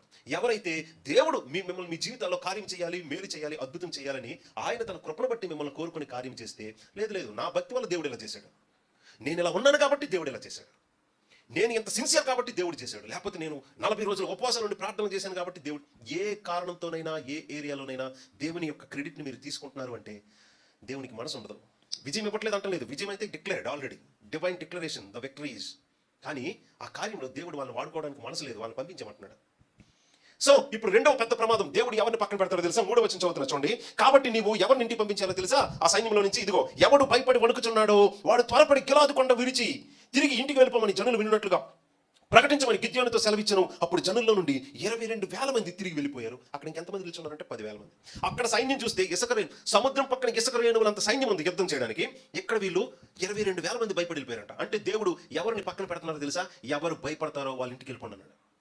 సో దేవుడు ఈ రాజ్యానికి, ఇశ్రాయేలుకి విజయం ఇచ్చాడా లేదా? ఈ గిద్యోను పార్టీకి విజయం ఇచ్చాడా లేదా? విజయం గ్యారంటీ ఆయన డిక్లేర్ చేశాడు. కానీ ఎవరిని వాడుకోకుండా పంపించేశాడు తెలుసా? భయం. ఎవరు భయపడి వణుకుతున్నారో మీరు అందరూ యుద్ధం చేయొద్దురా బాబు, ఇంటికి వెళ్ళిపోమని ప్రభు చెప్పి వెళ్ళిపోండి అంటున్నాడు. ఎంతమంది వెళ్ళిపోయారు తెలుసా? సగం మంది కాదు. 32,000 మందిలో 22,000 మంది వెళ్ళిపోతే అక్కడ 10,000 మంది ఉన్నారు ఇంకా. సో ఈ సంవత్సరంలో ఇక్కడ కూర్చున్న మీకు, ఈ సంవత్సరం బిగినింగ్ లో ఉన్న మీకు ఎవరైనా ఏ విషయంలోనైనా, అది ఆరోగ్యమే కావచ్చు, ఫైనాన్షియల్ ఇష్యూసే కావచ్చు, మీ చుట్టూ ఉన్న కాంపిటీషనే కావచ్చు, దేని విషయంలోనైనా మీరు భయపడుతున్నారంటే ప్రభు మనసు నచ్చట్లేదు. అది అక్కడ ఎంత పెద్ద సైన్యం అంటే హైలీ కాంపిటీషన్, లేక ఇంకేదో పెద్ద ప్రెజర్. అది ఎంత ప్రెజర్ ఉన్నా, ఎంత భయపెట్టేదైనా, అవతల ఉన్న శత్రువు ఎంత స్ట్రాంగ్ అయినా, మీ దగ్గర ఏముంటే దేవునికి నచ్చదు మీరు అర్థం చేసుకోండి. భయం, వణికిపోవడం కూడానట. సో దేవుడు విజయం ఇవ్వట్లేదా? సహాయం చేయట్లేదా? ఇదిగో ఈ సంవత్సరం మీకు ఆయన కార్యం చేస్తాడు, అద్భుతం చేస్తాడు, ఆశీర్వదిస్తాడు, కాపాడుతాడు. కాబట్టి భయపడే పని లేదు. కానీ యుద్ధ భూమిలో నిల్చోడానికి మీరు వణుకుతున్నారు, భయపడిపోతున్నారంటే అలాంటప్పుడు మీతో మిమ్మల్ని ఎందుకు ఇక్కడ పెట్టడం? దేవుని మనసు అలాంటిది కాదు. మీరు ఎలాగ భయపడుతున్నారు కదా, ఇంటికి వెళ్ళిపోండి, నేను చూసుకుంటా అనే ధైర్యం ఇస్తున్నాడు ఆయన. ఈ వాక్యాలు చూస్తున్నప్పుడు అయితే నేను భయపడుతున్నా, ఇంటికి వెళ్ళిపోతా అనేటట్లు ఉండకూడదు. ఇక్కడ ఉన్నది మన ప్రభువు. ఆయన ఆల్రెడీ మాట ఇచ్చాడు, అద్భుతమైన విజయం తిరగలేదని. అలాంటి ప్రభువుకు ఉపయోగపడకుండా భయపడి ఇంటికి వెళ్ళి పడుకుంటాను అనుకోవడం ఘోరం. ఈ మాట మీకేం తెలియజేస్తుందో తెలుసండి? మీరు ఎవరితో ఉన్నారో, మీతో ఎవరున్నారో, మీరు ఎవరి పార్టీయో తెలిసిన తర్వాత దేనికి మీరు భయపడకూడదు, అంతే. మొదటిది అసహ్యం, దేవుని యొక్క అతిశయం, దేవుని యొక్క క్రెడిట్ని తీసుకునే ఒక రకమైన ఫూలిష్నెస్, అది ఉండకూడదు. రెండవది, భయపడిన వాళ్ళందరినీ దేవుడు వెనక్కి పంపించారంటే భయం దేవుడు వాడుకునే పని కాదు. అలాగని భయపడకుండా ఎవరు ఉంటారు? భయపడతారు. కాబట్టి జనాలందరికీ దేవుడు బైబిల్లో 366 సార్లు రాయించారు భయపడకూడదు అని. ఎందుకంటే భయం పాపం వల్ల వచ్చిన రిజల్ట్. అంతకుముందు ఆదాము హవ్వలు భయపడలేదు. వాళ్ళు పాపం చేసిన తర్వాతే దేవుడు వచ్చి వాళ్ళని పిలవగానే నీ స్వరం విని భయపడి మేము దాక్కున్నాం అన్నారు. అరే, అంతకుముందు భయం లేదు, ఇప్పుడు ఎందుకు భయం వచ్చింది? Because of sin. భయపడ్డమంటే అర్థం తెలుసండి, పాపం ఉందని. పాపానికి రిజల్ట్గా వచ్చింది. కాబట్టి మరెక్కువ పాపం చేస్తే మీరు మరెక్కువ భయంలో పడతారు. మీరు ఈ సంవత్సరం అంతా సంతోషంగా, ధైర్యంగా ఉండాలంటే పాపం లేకుండా చూసుకోవడానికి జాగ్రత్త పడండి. ఏ ఏరియాలోనైనా. అది మీకోసమే. మళ్ళీ చూసారా, పాపం ఎందుకు వద్దన్నాడు? మీ సంతోషాన్ని ఏదో కాలు రాసేయడానికి కాదు, మీరు సంతోషంగా, ధైర్యంగా జీవించాలనే పాపం వద్దు. ఈ విషయంలో మీరు జాగ్రత్త పడండి. అండ్ దెన్ మూడవది, అయితే ప్రాముఖ్యమైనది, ఆ 4వ వచనం నుంచి చూస్తాం. ఇప్పుడు 10,000 మంది అక్కడ ఉన్నారు. 4వ వచనం చదువుతున్న 10,000 మంది నిలిచి ఉండగా యెహోవా మరలా చెప్తున్నారు, ఈ జనులు ఇంకా ఎక్కువ మంది. అరే, అక్కడ ఉన్నది ఆ సముద్రం పక్కన ఉన్న ఇసుక రేణువులంత సైన్యం ఒంటెలతో ఉంటే ఈ 10,000 మంది ఇంకా ఎక్కువ అంటాడు ప్రభు. అంటే మీకు అర్థమవుతుందా? మిమ్మల్ని కోరుకున్నవాడు ఎవరు? మీకోసం ప్రాణం పెట్టినవాడు ఎంత భీకరమైన వాడు అర్థమవుతుందా? ఆయన మీ జీవితంలో ఒక కార్యం చేయడానికి ఏవి అక్కర్లా. ఈ మాట చెప్పాలి ఒకసారి. చాలామంది జీవితంలో వాళ్ళకి ఏదైనా మంచి జరిగింది అనుకోండి, వాళ్ళు అనుకుని నువ్వు దేవుడు ఇచ్చాడు అనుకోండి, వాళ్ళు ఒక ప్రేయర్ మీటింగ్ పెడతారు, థ్యాంక్స్ గివింగ్ మీటింగ్. ఆ థ్యాంక్స్ గివింగ్ మీటింగ్లో దేవుడు ఎంతో కాంపిటీషన్ ఉంటే, ఎంతో కష్టమైతే, నాకంటే తెలివైన వాళ్ళందరూ వాళ్ళకి రాలేదు కానీ దేవుడు నాకు ఇచ్చాడు, దేవుడు నాకు ఇవ్వడం అద్భుతం, నా జీవితంలో చేసిన మిరాకిల్ అని చెప్తే, అదే టైంలో కొంతమంది క్రైస్తవుల జీవితాల్లో ఈ సత్యం ఎలా ఉంటుందో తెలుసండి? నిజానికి లెక్క ప్రకారం ఈ వ్యక్తికి దేవుడు ఇవ్వాలి, కానీ ఇవ్వకపోవడం దేవుడు ఆ వ్యక్తి చేసిన అద్భుతం. అర్థమవుతుంది మాట? కొంతమందికి అనుకున్నవి రావడం దేవుని చేసిన మిరాకిల్, వారి జీవితంలో చేసిన మిరాకిల్ అయితే, కొంతమందికి కొన్ని రాకుండా ఉండడం దేవుడు వారి జీవితంలో చేసిన మిరాకిల్. ఇది నిజం. కొంతమంది క్రైస్తవుల గురించి నేను చూసాను నా జీవితంలో. నిజానికి వాళ్ళని మాత్రం దేవుడు అలా వదిలేసి ఉంటే, వాళ్ళ పనిపాట్లో, వాళ్ళ కష్టంలో, వాళ్ళు చేసే ప్రయత్నాలు వదిలేసి ఉంటే, వాళ్ళు పెద్ద సెలబ్రిటీలు అయిపోయేవారు, గొప్ప ధనవంతులు అయిపోయేవారు. కానీ దేవుడు ఆ వేలో వాళ్ళని వదల ఆపేశాడు. మా ఫ్రెండ్ ఈ మధ్యకాలంలో ఒక సినిమా తీశాడు డైరెక్టర్గా, ఆ విజయ్ దేవరకొండ వాళ్ళ తమ్ముని పెట్టి. వాడు ఫిల్మ్ ఇండస్ట్రీకి రావడానికి ఒక రకంగా చిన్న ఇన్స్పిరేషను నేను కూడా. ఎందుకంటే మా ఫ్రెండ్ సర్కిల్లో చాలామంది ఇండస్ట్రీకి ట్రై చేస్తూ ఉన్న వాళ్ళు చాలామంది ఉన్నారు. ఇప్పుడు ఇది 19 సంవత్సరాల క్రితం విషయం. ఒకసారి ఏదో పని మీద హైదరాబాద్ వచ్చా 2003లో. అప్పటికే మా ఫ్రెండ్స్ చాలామంది ఏదో దాన్ని ఏమంటారు, ఆడిషన్స్, కొత్త మూవీకి ఆడిషన్స్ వస్తున్నాయి, ఒక మంచి టీమ్ ఆఫ్ డైరెక్టర్స్ ఏమో ఇలా సెలెక్షన్ చేస్తున్నారు, అందరూ వెళ్తున్నారు. నేను వేరే పని మీద వచ్చా కరెక్ట్గా అదే రోజు. ఆ రోజు మార్నింగ్ ఎర్రబస్ దిగాను శ్రీకాకుళం నుంచి. అరే, ఎలాగ ఊర్లో ఉన్నావు కదా, ఇదిగో మన రూమ్లో ఉన్న వాళ్ళందరూ వెళ్తున్నారు, మన ఈ అపార్ట్మెంట్స్లో ఉన్న వాళ్ళందరూ వెళ్తున్నారు, రా అని చెప్పారు. నేను రా, నాకు ఇంట్రెస్ట్ లేదన్నా. ఒరే, నీకు తెలియదురా నీ గురించి, నీ ఫోటోలు నా దగ్గర ఉన్నాయని. అప్పుడు నేను కరాటే మాస్టర్ని. ఎవరైనా ఆర్టిస్ట్గా వెళ్తే కష్టం సెలెక్ట్ అవ్వడం, ఆర్టిస్ట్గా అంటే యాక్టర్గా. కానీ నువ్వు టెక్నికల్ సైడ్, నీకు మంచి ఇది ఉంటుంది, నీకు తెలియట్లేదు, నువ్వు రా అని చెప్పి బలవంతంగా తీసుకొని ఆడిషన్స్లో కూర్చోబెట్టారు. మార్నింగ్ నుంచి కూర్చోబెడితే అది ఎంత ఉంటుంది తెలుసా? కొన్నిసార్లు జీవితానికి మార్నింగ్ నుంచి కూర్చోబెడితే ఆ మార్నింగ్లో ఉన్న వాళ్ళు ఎవరో అంతంత ఎత్తున్నారు, చాలా చక్కగా ఉన్నారు, ఆడపిల్లలు మగ పిల్లలు వెళ్తున్నారు, జస్ట్ ఒక 5 minutes నుండి పంపించేస్తున్నారు వాళ్ళకి. నన్ను గంటన్నర నుంచి అందులో గంటన్నర ఆడిషన్స్, ఒక ఫైట్ కంపోజ్ చేస్తే ఎలా చేస్తారు అన్ని చేస్తే మనకు తెలిసిన విద్య అంతా చూపించేశాం. గంటన్నర అయినా నన్ను వదల. వాళ్ళైతే నాకు ఒక సెలబ్రిటీ కార్డు ఇచ్చి అర్జెంటుగా మీరు ఊరికే రావడం కాదు, మీరు మీ బ్యాగ్ పట్టుకొని వచ్చి, బ్యాగేజ్తో వచ్చాను, లగేజ్తో వచ్చాను, బట్టలతో వచ్చానని వాళ్ళ కార్డు కూడా ఇచ్చారు నా పేరు మీద. నా జీవితంలో మొదటిసారి కేక్ కట్ చేశా 23 సంవత్సరాలకి. అంతవరకు నా జీవితంలో 23 years అప్పుడు నాకు ఏజ్. 23 సంవత్సరాలు ఇప్పుడు నేను కేక్ కట్ చేయలేదు. ఆ రోజు ఫస్ట్ టైం వీళ్ళందరూ మేము ఇక్కడ 5-6 సంవత్సరాల నుంచి కష్టపడుతుంటే మాకు ఎవరికి అవకాశం లేదు. బ్యాక్గ్రౌండ్ ఆర్టిస్టులు కానీ రోజుకు 100 రూపాయలు భోజనం ఇచ్చి తీసుకెళ్తారు, సాయంత్రం దించేస్తారు. మీ వాడు ఉదయం ఎర్రబస్ దిగాడు, జస్ట్ మేము అందరం ప్రెజర్ చేస్తే వెళ్ళాడు, మీ వాడికి అవకాశం వచ్చేసింది. అదృష్టం అంటే ఎలా ఉండాలి, అదృష్టం అంటే ఎలా ఉండాలి. అదృష్టం కాదు, టాలెంట్ అని కొంతమంది లక్ అని. ఎలాంటి అవకాశం వచ్చేసింది, మీ వాడు సెలెక్ట్ అయిపోయాడు అందులోకి. Fighting field, stunt field. నేను మంచిగా ఫైట్స్ కంపోజ్ చేస్తానండి, ఇది నా టాలెంట్. అప్పటికే నేను చాలాసార్లు నేషనల్ గోల్డ్ మెడలిస్ట్ని, మాస్టర్ని, కాబట్టి మన దగ్గర చాలా పెద్ద గ్యాంగే ఉంది అవసరమైతే ఫైట్స్ వాటి కోసం. మనకు వచ్చిన అవకాశానికి ఇంకా పెద్ద party. First time cake cut చేశారు. మీ వాడు అంత ఎవడో అక్కడ ముందు మనవాడు లోపలికి వెళ్తే మిగతా వాళ్ళకి దారి చూపిస్తాడని ఒక ఫీలింగ్ వాళ్ళకి. బట్ ఇంటికి వెళ్ళాను, ఇంట్లో వాళ్ళు చెప్పాను, వాళ్ళు కూడా ఎంత సంతోషించేలాగే. అప్పుడే నా జీవితానికి తెలిసింది, ఇలాంటి మీటింగ్, చిన్న మీటింగ్తో దేవుడు నా డైరెక్షన్ అటు కాదు, నీ డైరెక్షన్, నీ జీవితం అటు కాదు, దీనికోసమని నా జీవితంలో మొదటిసారి యేసు ప్రభు ఎవరో తెలిసింది. పెళ్ళైన 3 సంవత్సరాలకి, 23 సంవత్సరాల వయసులో. నువ్వు దేవుడివే కావచ్చు, ఎంత గొప్ప ప్లాన్ అయినా ఉండొచ్చు, కానీ ఇలాంటి అవకాశం శ్రీకాకుళంలో ఎక్కడో ఉన్నవాడికి పిలిచి మరీ ఇస్తే మనం వెళ్ళకుండా ఎలాగుంటాం? ప్రభా, నువ్వే ఇచ్చేవని ఎంతవరకు నీకు థ్యాంక్స్ చెప్తున్నాను, నువ్వు ఇప్పుడేమో అది కాదు దాన్ని వదిలేనంటుంటే. అప్పుడు కొంతమంది ఏమన్నారు తెలుసా? దేవుడు ఇలాంటి అవకాశాన్ని వదిలేమన్నాడంటే ఇంతకంటే పెద్దది ఇస్తాడని చెప్పారు కొంతమంది. ఇంతకంటే పెద్దది ఇంకే ఉంటుందో? ఏదైనా ఉండొచ్చు, కానీ నాకు అది ఇదే కావాలనుకున్నా. కానీ ప్రభు మామూలు కొట్టలేదు. చివరికి అటువైపు ఉన్నది ఎవరో తెలుసు కదా, అప్పుడు దేవుడితో మనమేం ఫైట్ చేయగలం? చివరికి ఆయన ఉంచాడు, ఇదిగో ఇంకొక వైపు తీసుకొని వచ్చాడు. అప్పటికైనా డిస్ట్రాక్ట్ చేయడానికి, లేకపోతే నన్ను టెంప్ట్ చేయడానికి అవకాశం లేదనుకుంటున్నారా? నేను చదివించడానికి నా పాస్టర్ గారు పూణే పంపించారు. పూణే వెళ్తే ఇక్కడ మా అబ్బాయి కూడా ఉన్నాడు. మా అబ్బాయి కూడా సాక్ష్యం. నేను చెప్తే నీ మాటలన్నిటికీ అబద్ధం చెప్పట్లా. పూణే వెళ్తే అప్పటికి మా అబ్బాయి ఉన్నాడు. పూణే వెళ్ళే టైంకి అప్పటికి నా వయసు 25 సంవత్సరాలు. సో 25 yearsకి వాడికి జస్ట్ 1.5 year మా అబ్బాయికి. అప్పటికి నేను వెళ్ళే చర్చిలో ఒక డైరెక్టర్, ఆయన మూవీ డైరెక్టర్ కాదు, ఇంటర్నేషనల్ యాడ్ ఏజెన్సీ డైరెక్టర్. అంటే ఇంటర్నేషనల్ లెవెల్ ఏ దేశానికైనా అడ్వర్టైజ్మెంట్స్ వాళ్ళు షూట్ చేస్తారు, తయారు చేస్తారు. ముంబైలో వాళ్ళ కంపెనీ, ఆయన ఉండేది పూణేలో. ఆయన ఏ చర్చికి వస్తాడో నేను అదే చర్చ్. ప్రతి ఆదివారం నా పక్కన వెతుకొచ్చి మరి కూర్చొని ఒకటే మాట, చెయ్యొచ్చు కదా 10 yearsకి సైన్ చేయమన్నాడు నన్ను, వాళ్ళ కంపెనీకి మోడల్గా. మా కంపెనీ చుట్టూ ఎలాంటి వాళ్ళు తిరుగుతారో తెలుసా మోడల్స్? ఎందుకంటే మా కంపెనీలో, మా యాడ్ ఏజెన్సీలో ఎవరినైతే తీసుకుంటామో అలాగే వెళ్ళిపోయిన వాళ్ళు ఉన్నారు బాలీవుడ్లోకి.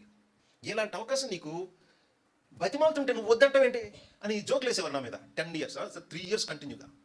అనుకున్నాను నేను, దేవుడు అప్పుడు టాలీవుడ్ అంటే తెలుగు ఫిల్మ్ ఇండస్ట్రీని వదిలేస్తే హిందీ ఫిల్మ్ ఇండస్ట్రీ ఇస్తున్నాడేమో, అంతకంటే పెద్ద ఆశీర్వాదం ఇదేనేమో అనుకున్నా కొన్నాళ్ళు. సరే నేను ఏది చేయాలన్నా ముందు మా పాస్టర్ గారికి చెప్పాలి, నేను ముందు మా పాస్టర్ గారితో మాట్లాడతానని మా పాస్టర్ గారితో చెప్తే ఆయన అన్నారు, అసలు నువ్వు ఏ పని కోసం వెళ్ళావు ముందర చేసుకొని రా అన్నారు. ఎక్కువ మాట్లాడలేవు అంతే. మా పాస్టర్ గారు నో అన్నారు, కాబట్టి నో. నువ్వేం మాట్లాడుతున్నావు, నీకు అర్థమైందా? నువ్వు చెయ్యి, మినిస్ట్రీయే చేయు, వాక్యం నేర్చుకో, దేవుని సేవ చేయు, బట్ ఇది కూడా నువ్వు మామూలు విషయం కాదు. ఇలాంటి అవకాశం బతిమాలుతుంటే వద్దంటావేంటి శ్రీధర్ అని నన్ను 3 సంవత్సరాలు తినేశారు. మళ్ళీ చెప్తున్నా, కొంతమందిని మిమ్మల్ని దేవుడు మీరు వెళ్ళే వేలను వదిలేస్తే గొప్ప వాళ్ళు అవుతారు, కానీ అదంతా డిస్ట్రాక్షన్. అసలైన ట్రాక్ నుంచి నిన్ను తప్పించడానికి శత్రువు ఇస్తున్న అవకాశాలు.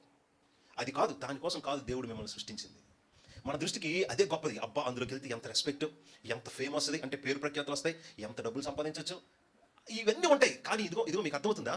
బాగా డబ్బులు సంపాదించి గొప్పలం అయిపోయి రెస్పెక్ట్, ఫేమ్ సంపాదించుకోవడానికి కోసం కాదు జీవితం. అంతకంటే చెప్పలేనంత గొప్పవాడు ఉన్నాడు ఇక్కడ ఒక ఆయన మిమ్మల్ని కోరుకుని ప్రాణం పెట్టినంత లవ్ ఉంది. మనం జీవించినా కానీ, ఏడ్చినా కానీ, నవ్వినా కానీ, చచ్చినా కానీ, మనం చావడానికి ఆయన ఒక్కడే అర్హత కలిగిన వాడు, యోగ్యుడు. మనం నవ్వడానికి, జీవించడానికి కూడా యోగ్యుడు ఆయనే. ఆయన నుంచి దూరం అయిపోయి ఈ లోకమంతా మన కాళ్ళ దగ్గర పెట్టేసే గొప్ప అవకాశం వచ్చినా కానీ అది మోసపూరితమైనదే. అందులో సంతోషం ఉండొచ్చు, గౌరవం ఉండొచ్చు, పేరు ప్రఖ్యాతులు ఉండొచ్చు, కానీ అవి చాలా తక్కువ కాలం. అందులో ఏమవుద్దో, ఎప్పుడు ఏమవుద్దో కూడా మనకు తెలియదు. ఏదో పెద్దది వచ్చేసినట్టు కనిపించవచ్చు, కానీ దాని వెనకాతలు ఎంత ప్రమాదం ఉందో మనకు తెలియదు. కాబట్టి అన్నిటినీ గుర్తించగలిగి, ఎరగలిగే జ్ఞానం కలిగిన మన ప్రభు మనల్ని ఆ ప్రమాదాల నుంచి కాపాడతారు.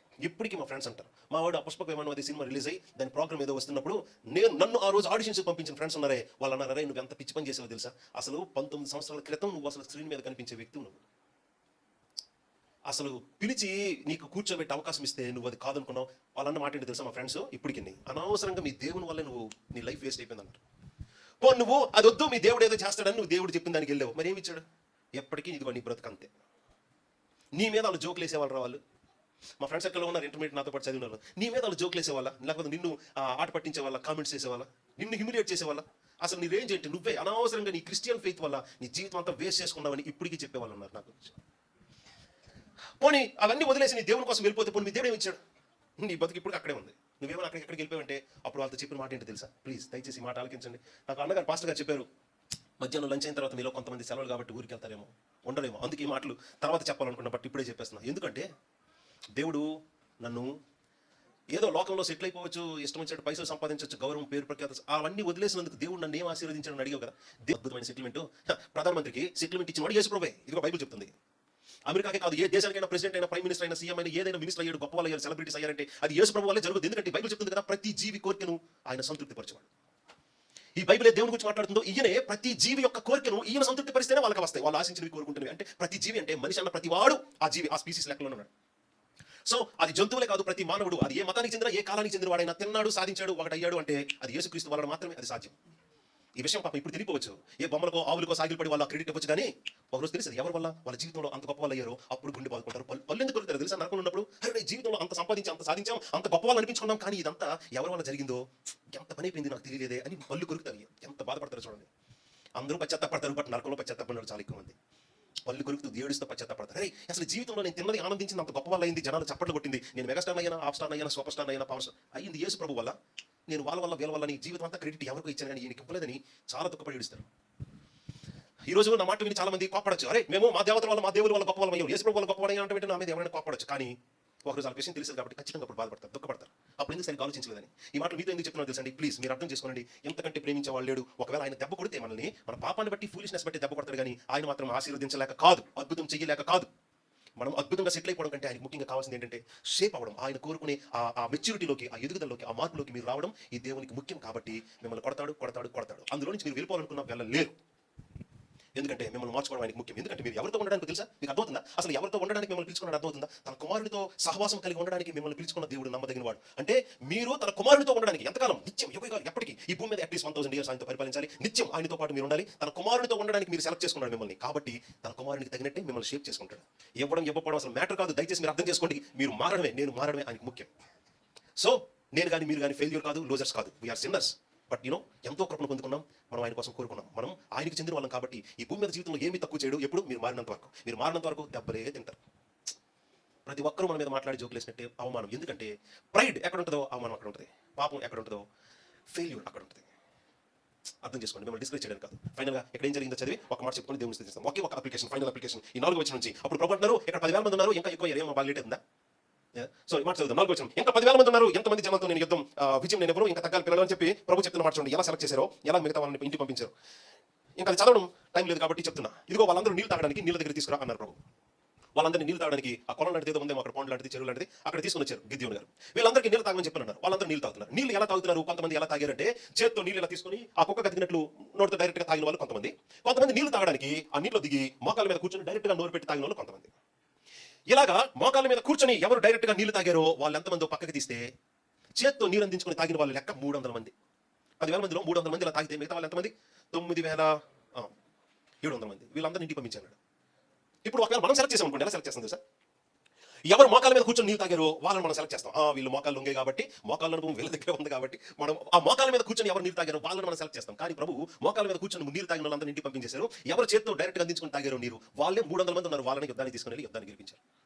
మోకాల మీద కూర్చొని నీరు తాగితే సమస్య ఏంటి అంటే, మీరు ఆలోచించండి, అక్కడ యుద్ధం, సైనికులు రెడీగా ఉన్నారు, ఆ శత్రు సైన్యం. వీళ్ళు యుద్ధం చేయడానికి దేవుడు పిలిస్తే వచ్చారు. ఆల్రెడీ కొంతమంది వెనక్కి వెళ్ళిపోయారు. వీళ్ళు అలాంటప్పుడు యుద్ధానికి వెళ్తున్నారు. యుద్ధం అయినంత వరకు, అంటే సాయంత్రం చీకటి పడినంత వరకు మళ్ళీ యుద్ధంలో బ్రేక్ ఉండదు. నీళ్ళు తాగడానికి టీ బ్రేక్ లేట్ ఉండవు యుద్ధం అంటే. కాబట్టి వాళ్ళు యుద్ధానికి వెళ్తున్నప్పుడు నీళ్ళు తాగితే ఎలా తాగుతారు చెప్పండి? ఆ టైంలో వాళ్ళు మోకాల మీద కూర్చొని డైరెక్ట్ గా మూతి పెట్టి తాగారంటే వాళ్ళ దగ్గర ఏముంది? ఆ ఒక్క చిన్న నీళ్లు తాగినంత టైంలో వాళ్ళు ఏం కోరుకున్నారు? ఇక్కడ ఉందన్నమాట. కొన్ని మాట మీకు చదవాల్సిందే.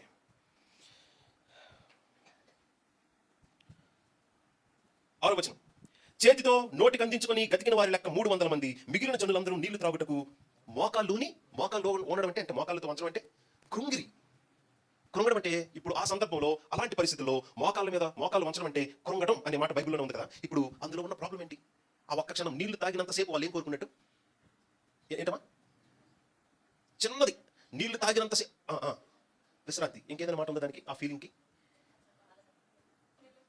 కేర్లెస్నెస్. అంటే మీలోనే ఎవరైనా మాట చెప్తారండి, విశ్రాంతి అనే మాట ఆల్మోస్ట్ క్లియర్. అందులోనే ఆ ఫీలింగ్ ఏమంటారు? సేద తీరడం. ఇంకా ఏదైనా మాట ఉందా? ఆ మాట వస్తుందేమో ఎవరైనా చెప్తారేమో ట్రై చేస్తున్నా. ఆ చిన్న టైంలో యుద్ధానికి ముందు వాళ్ళ ప్రాణం ఏం కోరుకుందో తెలుసండి? జస్ట్ ఒక క్షణానికి రెస్ట్. ఇంగ్లీష్లో చెప్పారు విశ్రాంతి. ఇంకొక మాట, సాధారణంగా క్రైస్తవులు కోరుకునేది ఇది ఎక్కువ తెలియకుండా మనకి. ఒక ఆయన ఉన్నాడు, రిలాక్స్ అని. రిలాక్స్. యుద్ధం ఉంది, యుద్ధానికి వెళ్ళేవాడు అన్ని రకాలుగా సన్నద్ధులు వెళ్ళి ఆ నీళ్ళు తాగినంతసేపు అయినా రిలాక్స్. ఆ ఒక్క క్షణం చిన్న సుఖం. చూసారా, నీళ్లు తాగే పద్ధతిలోనే దేవుడు ఎలా టెస్ట్ చేశారో. ఎవరు కొద్దిగా సుఖాన్ని కోరుకుంటున్నారు, ఎవరు ఇప్పుడు కాదు సుఖాన్ని కోరుకోవాల్సింది, యుద్ధం అయిన తర్వాత పడుకుందాం లేకపోతే ఏదో చేద్దామని ఆ టైంలో కూడా రిలాక్సో, సుఖమో, రెస్టో, ఆ చిన్న టైం గ్యాప్లో కూడాను ఒక్కసారి అంతా వదిలేసే ఉండకూడదు యుద్ధం ముందు. ఇలాంటి విషయం క్రైస్తవులకి ఎక్కువగా ఉన్నది ఏదో తెలుసండి, ఎంటర్టైన్మెంట్. మీరున్న పరిస్థితి ఏంటి, యుద్ధం, అది స్పిరిచువల్గా కావచ్చు, ఈ లైఫే కావచ్చు, లైఫ్లో ఉన్న ఛాలెంజెసే కావచ్చు. జస్ట్ మనం ఈసారి ఇది చూసేద్దాం, గడిసేపు నవ్వుకుందాం, అన్ని మర్చిపోదాం అని ఎంటర్టైన్మెంట్. ఎంటర్టైన్మెంట్ అంటే తెలుసు కదండి, సినిమా కావచ్చు, సెల్ ఫోన్ కావచ్చు, జబర్దస్త్ కావచ్చు, ఏదైతే సీరియల్ చూస్తాం అదే కావచ్చు. కొంతసేపు సెల్ ఫోన్లో షాపింగ్ కొనేదే ఉండదు, షాపింగ్లో గంట సేపు అయిపోతుంది. ఎప్పుడైనా కొంటామేమో అని ఆ లింకులన్నీ దాచుకోవడం పక్కన. జీవితం మీకు అర్థమవుతుందా?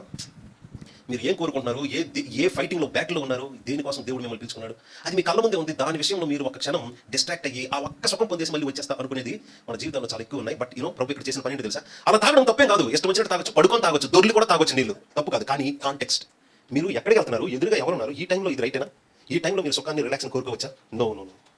కాబట్టి అబ్బాయి మీరు అందరూ ఇంటికి వెళ్ళిపోండి అంటే, ప్రభు వాళ్ళు ఎక్కువ మంది ఉన్నారు కదా, ఏం పర్వాలేదు, ఎవరు రెడీగా ఉన్నారో వాళ్ళే మనకు కావాలి. సో ఈ వాక్య భాగంలో దేవుడు కోరుకున్నది ఎవరో తెలుసండి, అన్ని రకాలుగా రెడీగా ఉన్నారు. ఫెయిత్లో రెడీగా ఉన్నారు, ప్రభు మీద ఆధారపడడంలో రెడీగా ఉన్నారు. విజయం వచ్చినా కానీ నేను ఎంత కష్టపడ్డా కాబట్టి ఇందులో నాది కొంత ఉంది అనే మాట వాళ్ళ దగ్గర లేదు. నిజంగా ప్రభుకే మహిమ చెల్లించే 100% ప్రభుకే మహిమ చెల్లించే మనసు కలిగిన వాళ్ళు ఉన్నారు. భయం కూడా లేదు. వీళ్ళ భయం లేకపోవడానికి కారణం ఏంటో తెలుసా? వాళ్ళు అంత విస్తారంగా కనిపిస్తున్నప్పుడు వీళ్ళకి ఎందుకు భయం ఉండకూడదు? 300 మంది ఉన్నారు. కాదు 300 మంది కాదు, మీరు ఒక్కరే ఉండొచ్చు, కానీ మీతో ఉన్నవాడు ఎవరు మీకు అర్థమవుతుందా? That's it. మీరు ఏ సమస్య అయినా కావచ్చు, మిమ్మల్ని భయపెట్టేది ఏదైనా కావచ్చు, ఈ సంవత్సరం ఏ పనైనా కావచ్చు, దేవుడు మీరు అడుగుతున్నది, మీ ప్రయత్నం ఏదైనా కావచ్చు, అస్సలు భయపడద్దు. మీ దగ్గర ఉండాల్సిందంత ఏంటో తెలుసండి, రెడీనెస్. రెడీనెస్ అంటే ఏంటో తెలుసా అండి? చదివినా చదవకపోయినా దేవుడు ఇస్తాడు, కాదు. రెడీనెస్లో ఇప్పుడు ఏమంటారు తెలుసా? బెస్ట్ ఎఫర్ట్ పెడతారు. ఎంత కష్టపడుతున్నాడు, ఒకవేళ దేవుని చేతం కాకపోతే వేస్ట్ అయిపోద్ది. అలా మీరు అంటే మరి రెడీనెస్ లేనట్టే, ఎగిరిపోయినట్టే. సో ఇదిగో మీరు చదువుకుంటున్నారు, జాబ్స్ కోసం, మీకోసమే కాదండి, మినిస్ట్రీలో ఉన్న మాకు ఇదే లెసన్. మినిస్ట్రీలో ఉన్న వాళ్ళు మరి ఎక్కువగా డిస్ట్రాక్షన్స్ ఉంటాయి. నా వల్ల, లేకపోతే నాకున్న జ్ఞానం వల్ల, నా తెలివి వల్ల, చదివి వచ్చాను కాబట్టి ట్రైనింగ్ అయినా కాదు. ఇది దేవుని వల్లే జరుగుతుంది. తన మహిమ కోసం మనల్ని వాడుకోవడానికి ఇష్టపడుతున్నాడు. ఏదేది ఉంటే పక్కన పెడతాడు, ఏది ఉంటే ఆయన తన సైన్యంలో నిన్ను నిలుపుకుంటాడో మీరు చూశారు. కాబట్టి మీ మనసు నిలుపుకోవాలి. అదే సమయంలో ఎంత అద్భుతమైన భవిష్యత్తు నీకు వస్తుంది అన్నట్టుగా ఆఫర్స్ వచ్చేవి ఎన్నో ఉంటాయి. కానీ మిమ్మల్ని మెయిన్ ట్రాక్ నుంచి పక్కకు నడిపించేవి నా జీవితంలో వచ్చినట్లే మీ జీవితంలో ఎన్నో వస్తాయి. ముఖ్యంగా ఇలా వచ్చే పెద్ద తప్పు ట్రాక్ తీసుకెళ్ళేది ఏంటో తెలుసండి, దేవుణ్ణి ఎరగని వ్యక్తిని ప్రేమించడం, దేవుణ్ణి ఎరగని వ్యక్తిని పెళ్లి చేయమని అడగడం. దేవుణ్ణి చాలా పెద్ద ప్రమాదం. ఎప్పుడు అందులో పడదు. లవ్ మ్యారేజెస్ లేవని నేను చెప్పట్లేదు, బైబిల్లో దేవుని దగ్గర ప్లాన్ లేదని చెప్పట్లేదు. దేవుని ఎరగని వ్యక్తితో పెళ్లి, ప్రేమ అని అనుకోవడం చాలా ప్రమాదం. మీరు మీ సమాధానాన్ని, మీ సంతోషాన్ని, మీ గౌరవాన్ని, అద్భుతమైన ఆశీర్వాదాన్ని మీరు పాడు చేసుకుంటున్నట్టే. ఈ మాట క్లియర్గా చెప్పాలి కాబట్టి చెప్తున్నాను. అట్ ద సేమ్ టైం ఒక లవ్ అఫేరే కావచ్చు, ఒక వ్యక్తే కావచ్చు, బట్ అదొక కెరీరే కావచ్చు, ఒక జాబే కావచ్చు. అది మన కంటికి కనిపిస్తున్నట్టు చాలా గొప్పగా ఉండొచ్చు, గ్రాండ్గా ఉండొచ్చు, అందరూ చప్పట్లు కొడతారు, అబ్బా దేవుడిని గొప్పది ఇచ్చాడని. అలాంటి వాటి నుంచి కూడా దేవుడు చేతి వరకు వచ్చింది కూడా తప్పించినా మీరు బాధపడదు, దుఃఖపడదు. ఎందుకంటే అది ఏదైనా దేవుడి నుంచి మిమ్మల్ని దూరంగా తీసుకుని వెళ్తేనే దేవుడు ఆపుతాడు. కాబట్టి మీ ప్రయారిటీ ఏంటో తెలుసా? ప్రభువా ఫస్ట్ నువ్వు లేని ఈ దేశానికి ప్రధానమంత్రిగా నేను అయ్యే అవకాశం వచ్చినా నాకు వద్దు. ఫస్ట్ ప్రయారిటీ నువ్వే. ఎందుకంటే ఆయన మిమ్మల్ని ఏ ప్రయారిటీ ఇచ్చి సిలువ వరకు వచ్చాడో మీరు అర్థం చేసుకుంటే, సరే నువ్వేనా ఫస్ట్ ప్రయారిటీగా చేసుకుంటాను, మరి నాకేమిస్తావు అనే డీల్స్ మాట్లాడుకుంటున్నారు. ప్రభా నీకోసం అవన్నీ వదిలేసాను, మరి నువ్వేమిస్తావు అని అడగకూడదు. యేసుక్రీస్తు కంటే ఇది ఎక్కువ కాదు. ఈ భూమి మీద ఉన్న అధికారాలు చూసుకోండి, ధనం చూసుకోండి, భోగభాగ్యాలు చూసుకోండి, పవర్ చూసుకోండి, అవన్నీ ఆయన ఇచ్చినవే. ఆయన కంటే ఇవేవి ఎక్కువ కాదు. కాబట్టి మీ best award, best blessing, greatest blessing ఏంటంటే లార్డ్ హిమ్సెల్ఫ్. ప్రభువే. ఒప్పుకుంటారు ఈ మాటని? కష్టంగా ఒప్పుకుంటారు? నో. ఆయన ఎవరో, ఆయన మ్యాజెస్టీ ఏంటో, ఆయన బ్యూటీ ఏంటో ఇది చదువుకోండి, తెలుస్తుంది. ఆయన అంత భీకరమైన వాడు తెలుసా? జలప్రలయంతో కొన్ని కోట్ల మందిని చంపేశాడు 2 రోజుల్లో. అంత భీకరమైన వాడు మీకోసం సిలువ వరకు వచ్చాడంటే మీకు ఆయన ఇస్తున్న వాల్యూ చూడండి. అలాంటప్పుడు మీరు ఎవరికి వాల్యూ ఇస్తారు? అలాగని మీ జీవితానికి ఏమీ తక్కువ చేయడు. మీరు ఒక దగ్గర కోరుకుంటారు, ఆయన ఇంకొక దగ్గర చేస్తారు గొప్ప కార్యం. ఏమీ తక్కువ చేయడు. ఎందుకంటే మీ రెస్పెక్ట్, మీ గౌరవం ఆయన గౌరవంతో ముడిపెట్టుకుని ఉంది. అనిల్ ప్లీజ్ వినండి, ప్రభా నేను ఇలా ఫూల్ అయిపోయాను, వేస్ట్ అంటున్నారు అందరూ, నన్ను ఆశీర్వదించి ప్రభా, నేనేంటో లేకపోతే నువ్వేంటో, క్రిస్టియన్ అంటే ఫెయిల్యూర్ కాదు అని ప్రూవ్ చేసుకోవడం ఉంటుంది కదా. మీకంటే ఎక్కువ ఆయనకే సమస్య అది. మిమ్మల్ని ప్రూవ్ చేసుకొని ఆశీర్వదించుకొని, ఎందుకంటే మీ రెస్పెక్ట్తో, మీ ఐడెంటిటీతో ఆయన ఐడెంటిటీ ముడిపెట్టుకున్నాడు, మీ రెస్పెక్ట్తో ఆయన రెస్పెక్ట్ మహిమను ముడిపెట్టుకున్నాడు. కాబట్టి ఏ మాత్రం ఈ విషయంలో అనుమానం దయచేసి పడద్దు ప్లీజ్. ఆయన రెస్పెక్ట్ మీ రెస్పెక్ట్, ఆయన గౌరవమే మీ గౌరవం అన్నట్టుగా అన్ని విషయాల్లో జాగ్రత్త, జ్ఞానం కలిగి ప్రభువుని మహింపరచడానికి, పాపాన్ని అవాయిడ్ చేస్తూ, మన జీవితంలో ఆయన ఇచ్చిన పనిపాట్లు, బాధ్యతలేవో పేరెంట్స్ దగ్గర నుంచి మీ పర్ఫెక్ట్ నమ్మకత్వం చూపించి, ఆయన మీకు అప్పగించిన సంఘంలో, ఏ సంఘంలో మిమ్మల్ని ఆయన షేప్ చేసి ఆశీర్వదిస్తున్నాడో, ఎవరైతే మీకోసం కష్టపడి ఉపవాసాల నుండి ప్రార్థనలు చేస్తున్నారో ఆ సేవకులకు మీరు ఏదైనా సహకారంగా ఉండి ఈ సంఘానికి మీరు పరిచయం చేయాలి, ప్రభువుకు మహిమ తేవాలి, మరి ఎక్కువగా ఆశీర్వదింపబడాలి. ప్రభు కృపను మీకు ఇచ్చినట్లుగా చివరి ప్రార్థన చేస్తున్నాను. పరిశుద్ధ దేవ, మా తండ్రి, నా ముందు నీ ప్రియబిడ్డలందరినీ, ఈ యవనస్తులందరినీ, ఎవరెవరైతే ఈ మాటలు, నీ వాక్యం, నీ సత్యం చూస్తున్నారో వారందరినీ వారి జీవితాల్లో ఏ మాత్రం తక్కువ చేయకుండా, ఎందుకంటే వారి గౌరవం నీ గౌరవంతో ముడిపెట్టుకున్నావు నువ్వే. మీ గౌరవం మా గౌరవాలతో కలిసి ఉంది. కాబట్టి నీ నామానికి అవమానం కలిగేటట్టు ఏమైనా మేము చేస్తే మీరు మమ్మల్ని కొడతారు, శిక్షిస్తారు, సరిచేస్తారు, బాగు చేస్తారు, కానీ మమ్మల్ని విడిచిపెట్టరు. ఈరోజు ఈ వాక్యం నేర్చుకున్నాం. ఈ వాక్యంలో నుంచి ప్రభువా నువ్వు విజయాన్ని ముందుగానే చెప్పావు, కానీ ఆ విజయం ఇవ్వడానికి నీ కృపలో నీ గొప్ప సైన్యముగా ఎవరిని వాడుకున్నావంటే పూర్తిగా రెడీగా ఉన్నవారు నీ మహిమ కోసమే. వాళ్ళ సొంత మహిమను వెతుక్కున్న వాళ్ళు కాదు, సొంత రెస్పెక్ట్ కోసం జీవించే వాళ్ళు కాదు. నీ గౌరవం, నీ మహిమ, నీ నామం కోసం మాత్రమే. నీ నామం కోసం వాళ్ళకున్న విశ్వాసం ఎంత గొప్పదంటే భయపడలేదు. అంత గొప్ప సైన్యాన్ని చూసుకోవడం వాళ్ళు భయపడకుండా ఉన్నారంటే ఎవరు బట్టి?